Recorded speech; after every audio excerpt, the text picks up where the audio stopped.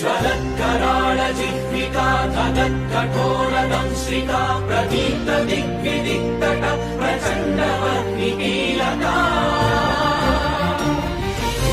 सहस्रशतसहस्रकोटिकोटिकेसर प्रभासमान भद्रनारसिंह ते नमो नमः। नारसिंह ते नमो नमः। कठोरदंश्रिका प्रदीप्त दिग्विदिक्तट प्रचण्डवह्निकीलका सहस्रशतसहस्रकोटिकोटिकेसर प्रभा